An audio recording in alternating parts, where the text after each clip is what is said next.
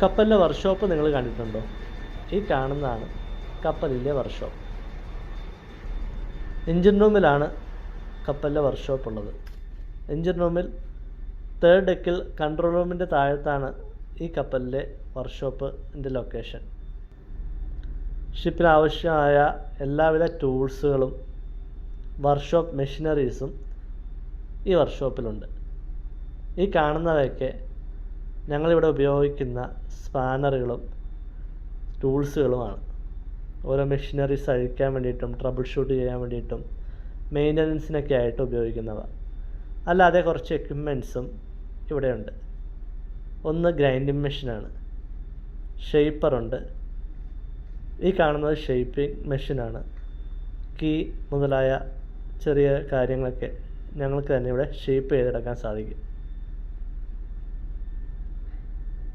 ഇതുകൂടാതെ വെൽഡിംഗ് മെഷീനും ഡ്രില്ലിംഗ് മെഷീനും മില്ലിംഗ് മെഷീനും ലെയ്ത്തും എല്ലാം ഈ ഷിപ്പിലുണ്ട്. ഫിറ്ററാണ് ഈ മെഷീനറീസിൻ്റെ എല്ലാം മേൽനോട്ടക്കാരൻ. വർക്ക്ഷോപ്പ് എന്ന് പറഞ്ഞാൽ ഫിറ്ററിൻ്റെ കീഴിലാണ് വരുന്നത്.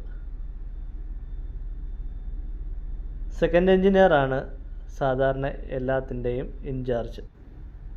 ഫിറ്ററിൻ്റെ അനുവാദം കൂടാതെ ഇതിനകത്ത് ഏതെങ്കിലും ഒരു മെഷീനറി തൊട്ട് കഴിഞ്ഞാൽ ഫിറ്റർ ജഗജില്ലിയാവും, ചീത്ത വിളിച്ചുകൊണ്ട് പുറകെ വരും. ഈ വർക്ക്ഷോപ്പ് അടക്കി ഭരിക്കുന്നത് ഫിറ്ററാണ്. ഇതിനകത്തൊരു സ്പാനർ എടുത്തു കഴിഞ്ഞാൽ ഫിറ്റർ അറിഞ്ഞിരിക്കും. ഇത് ലെയ്ത്ത് മെഷീനാണ്. ഇതിനകത്ത് അത്യാവശ്യം ലെയ്ത്ത് വർക്കെല്ലാം ഫിറ്റർ ചെയ്യാറുണ്ട്.